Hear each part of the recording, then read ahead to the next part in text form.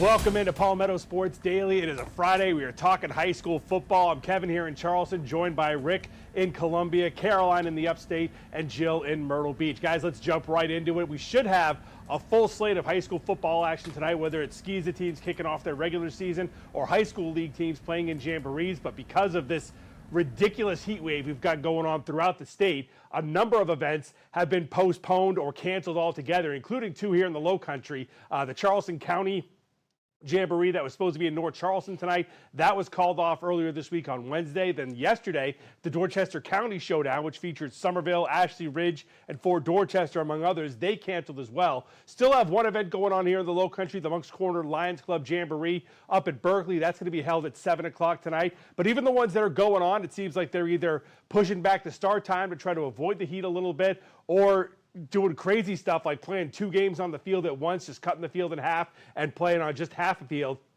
so that teams can get in and have some action tonight. So a lot of events going on all around the state. I guess the question is, and I'm going to throw this out to everybody, start off with you, Jill, is this too early to be playing high school football here in this state? Is this something we need to examine and maybe push the season back a week or two? Because already we've got games for next week, the week one of the high school football league season, that are pushing back start times to 8 o'clock to try to avoid the heat. Yeah, over here along the Grand Strand, we're having a little bit of a similar issue. The Conway Kickoff Classic, it's the 36th year. It happens every single year. It's the official start of high school football season here. It got pushed back from 6 to now 7:30, and just as you described, they are now playing on two halves of the field at Brooks Stadium over at Coastal. So it should be interesting. I'm happy that they're able to get these games in, because a lot of these players talk about how this is one of the events that they look forward to most each year. But obviously, it's not the setup that they were hoping for. They were hoping to go full field on that teal field, not going half and half with another game going on the other side. They were hoping to watch all those other full games. So, but you know what, making do with what you can. And Rick, you've been covering football in this area for a while. Obviously, the heat is always an issue starting at the beginning of football season, but it seems as if it's becoming a more prominent issue as the years go on. Yes, I've been covering football here in the state for a long time, and I actually played a high school football in the heat. Now, here in the Midlands, we've had some adjustments to the schedule. At Memorial Stadium, there is hosting the Richland One, Sertoma, Sportsorama, and they pushed the start time back to 8 o'clock. And then the Lexington County Sportsorama, they were going to have 4 games at Lexington High School. They decided to split it into 2 games at 2 different locations. So Lexington High School will host a pair of games, and Pelion High School will also host a pair of games, because they didn't want to start those games like at 6 o'clock when it's really hot. And as far as pushing the schedule back, hey, it's South Carolina. It's going to be hot all through September. And what we're going through now, yeah, it's a little hotter than it is normally this time of the year, but you don't need to do anything with the schedule, because we also have something called hurricanes that affect this state, and sometimes that can wipe out 1 week, 2 weeks of the schedule. So, hey, if you want to push kickoff times back, that's fine, but not change the schedule overall. Well, the other thing that happens if you bump the whole calendar schedule back is then you kind of get into the tail end of, Thanksgiving break, and then you get into the month of December and Christmas break, and those state championship games at the very end of the season are all already at the end of November. So if you keep pushing them back, then it just kind of doesn't coincide with the rest of the school calendar, which when we're talking high school, that's the most important thing. I think there could be some other workarounds, like at high school practices that I've covered over the course of my career. There have been a lot of teams that I've been out, to go do a story, talk to coaches, talk to players, whoever, and they've moved their practice into the gym for the day because it's just so warm, which isn't always ideal. Like you're, doing stretches and drills on a basketball court instead of doing them on a football field. But on days like this, or, just in general this time of the year when it's that hot, that could be a little bit of a workaround. I mean, I will just say clearly I'm here in Clemson, as we were out here for Clemson Media Day after their practices this afternoon. And we talked to players, and they were literally standing in front of us outside against the brick wall, and there was sweat on the ground from where these guys were standing. And multiple players told us in passing that this was one of the hottest, worst practices of their career here in Clemson. So we double checked with our chief meteorologist here at Fox Carolina, just asked her what the weather actually was, what the numbers were today, and she said it feels like 95 out there, but it actually feels like 105 with the humidity. So it sounds like this heat is just an issue for all players at all levels because it's so hot. But then again, we are in the South, Kevin. We are in South Carolina. So, like, what do you really do about that? Because you can't really change what Mother Nature wants to do. It's just part of it, I think.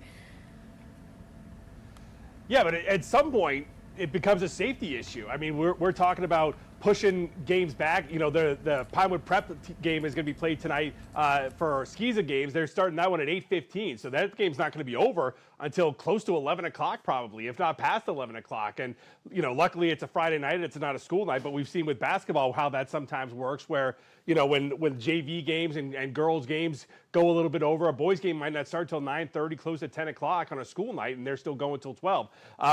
Here we were talking still about the weather then with the heat.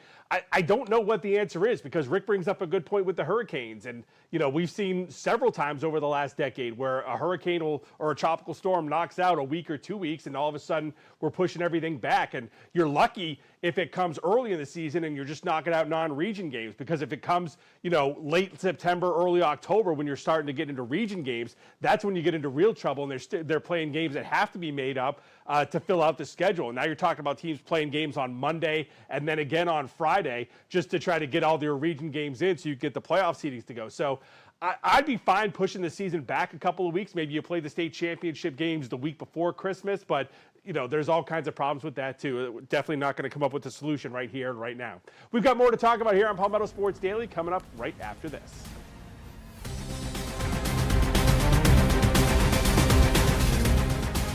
Welcome back to Palmetto Sports Daily. In our opening segment, we talked about high school football and dealing with the heat.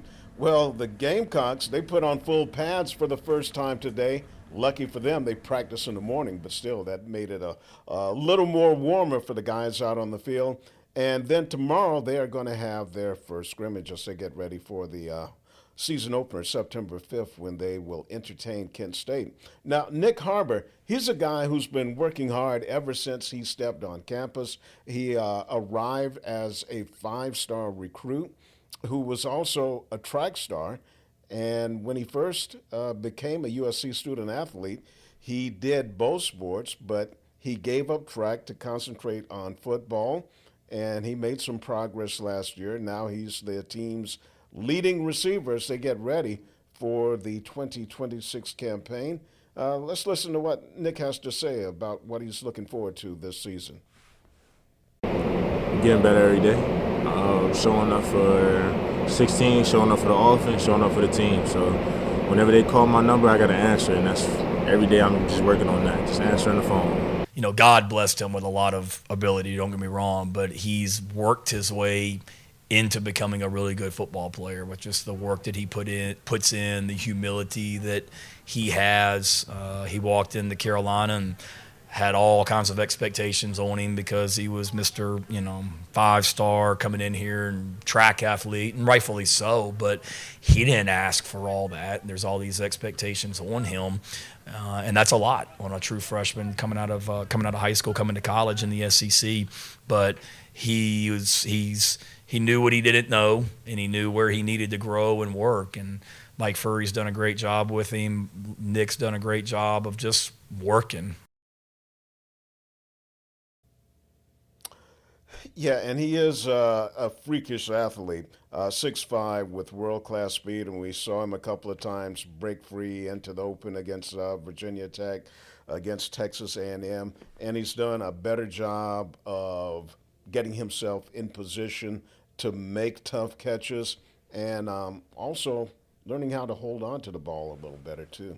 Not as many drop passes from him.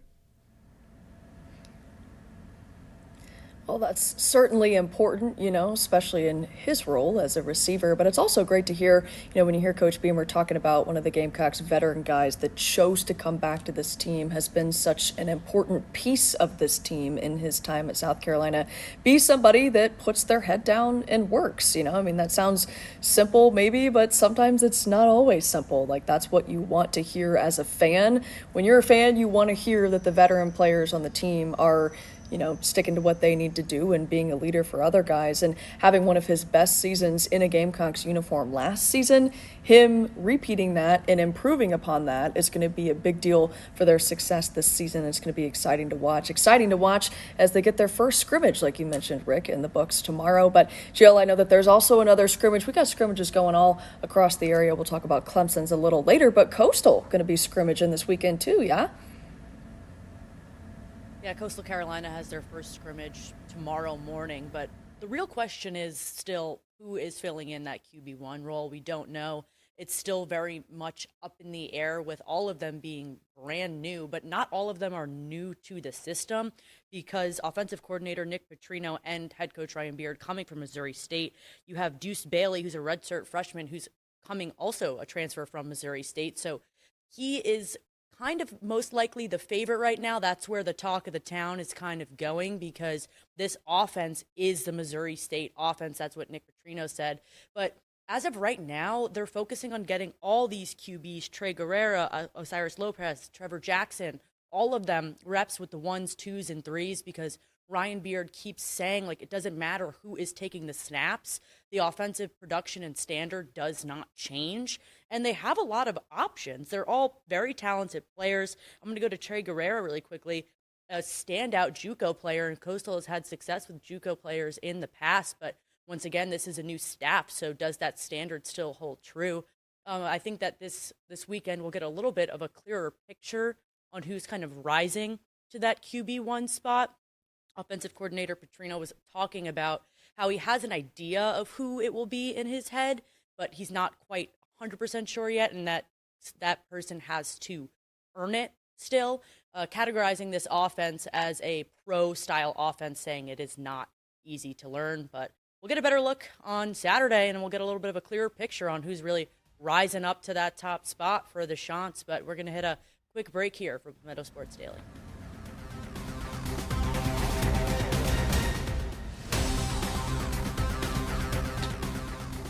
Welcome back into Palmetto Sports Daily. We told you most of our football teams are getting ready for their first scrimmage action this weekend. The same thing is happening with Clemson football as well. We also were up here in Clemson, talked to some players after practice today just about how hot it was out there, how brutal it was, one of the hardest practices that a lot of these players have had because of that heat. But the guys got a little bit of a chance to cool off yesterday. They went on their annual trip that they call Lake Day, which I believe is out to Lake Kiowee, which is, not too far from here in Clemson. It's basically in Clemson, and it's just a day at the lake. It's an off day from practice where guys are able to get outside. There's a ginormous rock, I guess, that everybody jumps off of. If you haven't seen the videos circulating around on Clemson football social media, let this be my suggestion to you to go and watch those videos because they are hilarious. Head coach Dabo Sweeney is jumping off of the rock, kind of leading the guys in this activity. They were out on tubes. They were just getting the full Lake Day experience, as you do when you go to Lake Kiowee. It's quite a lovely place if you haven't been out there. But some of those guys were asked about that today. 2 new Clemson players who transferred into the program this year, both on the defensive side of the ball, Andy Berberia and Marcus Strong. And they had some pretty funny commentary about their day out on the water with Coach. It's crazy, you see that part of Coach Sweeney. It's awesome. It's just a great environment. In that little chillax day, having that day off, spending with the guys. It's awesome. Just jumping off the rock, which is very terrifying, super scary. But no, it's a great day. Just settle down, clean your mind. That was amazing. It was my first time jumping off the rock. Coach Sweeney says, it's a I can't even think. Rite of passage. Yeah, rite of passage. Got to have it. So at first I was like, I don't know, but then it was like, why not? It's a day off, so go ahead and jump out the rock. I had fun. I ain't gonna lie, I enjoyed it. We ended up getting rained out, but I made the most of it and enjoyed it.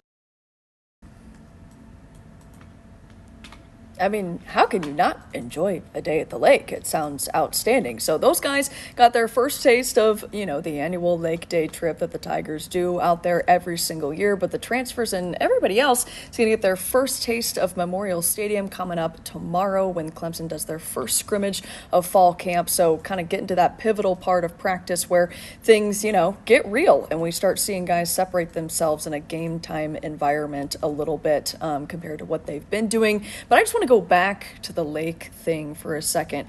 Rick, would you go out on the lake with Dabo Swinney? I mean, come on. It's got to be entertaining. Come on now. Now, I want to hear what Dabo has to say about jumping off the rock and if the players gave him a grade. How close did he come to getting a perfect 10? Or, was it more like 3? That's the question I have. So, Caroline, if you can supply those answers for me, I'd be most appreciative. Well, we'll have to wait and see. We did not hear from Coach Swinney today, but I do believe we're going to be able to hear from him tomorrow after practice. And, just from our experience with Dabo, I would be shocked if he didn't have some commentary on the lake day. But guys, the rest of you, I mean, come on. Would you go out on a boat with Dabo? I feel like that would be so fun. Like, I don't know if I would rather, jump off the rock or go on a tube, but that's got to be a fun day. I mean, I don't know, Jill. What do you think? I think it would be a great day if he's as loquacious as Carmine would say, jumping off the cliff and on the boat. What I do have to know is what is his dive style of choice on the cliff? Are we going cannonball, pencil? Do we think Dabo can do a backflip? I don't know. Who knows? That would be very surprising. That would really make my day if I could see him do a backflip. That'd be cool. I doubt it, but no, it's always good for teams to come together like that as well for culture and stuff and get a little break from camp. But Kevin, would you go out on the lake with Dabo? Your face tells me no. How many guns are at my head before I have to decide whether or not I get on this boat or not? Why? Whoa! What do you have against the lake, Kevin? Yeah, lakes are dumb. Well, one thing I want Dabo to do is bring back the media golf tournament. Whoa. He hasn't done that in a number of years, and I really enjoyed coming up to the upstate to play a round of golf, and so that's what I'm waiting for. It sounds like I'm just, getting quite a few questions that I need to pass along to our sports reporter, Ella Grogan, to ask Coach Swinney tomorrow. So maybe we will get some of these very important questions answered. But yes, all aside from the fun and games, day of bonding, day of brotherhood, a lot of the guys we talked to today told us that they felt like it's just one thing extra that's bringing this team together. They feel very connected over the course of this offseason, and hopefully for them that translates onto the scrimmage field tomorrow at Memorial Stadium. But we are going to take a quick break here from all the Lake Day activities, so we'll be right back with you in just a few minutes.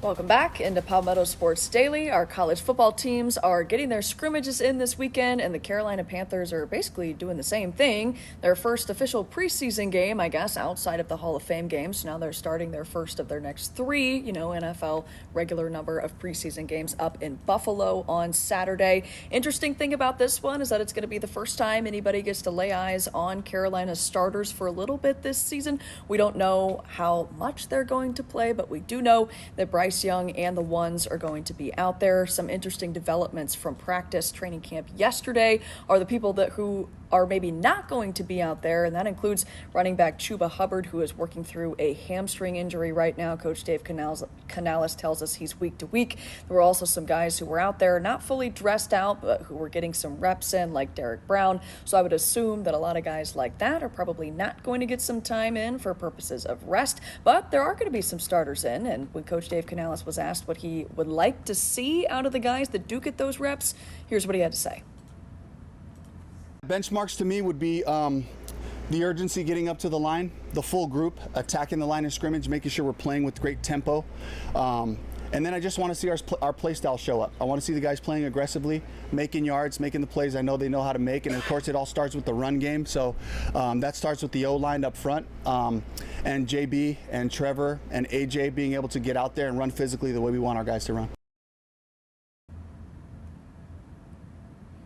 Coach Canales talking a little bit about the line there, which is also in point of emphasis for Carolina, considering the current state of the offensive line right now, having both the starting left tackle and the right tackle. We've known for a few weeks that they are out indefinitely at this moment in time. So the rookie, Monroe Freeling, probably going to get some action out there at right tackle. Carolina's Cade Mays up on the offensive line, also out with an injury at the present moment. So again, going to be interesting who's out there, who's not out there. Rick, I'll start with you. Just some of your initial thoughts about what you need to see from the Panthers up in Buffalo tomorrow. Well, I don't see Bryce Young especially playing more than 2 series, especially with their injury problems that they're having. And you just mentioned the offensive line is banged up, so you don't want to put him at risk. So I'd be very cautious with him and the rest of my starters, and just go with backups and people who are going to be struggling just to make the final cut. Yeah, trying to look at the situation glass half full as much as you can with how many injuries this team has had. This will give some of those second, third string players who are trying to establish themselves on this team a real shot to prove it in a game where they were expected to play their starters for way more snaps than they did in that, not at all, actually, in that Hall of Fame game.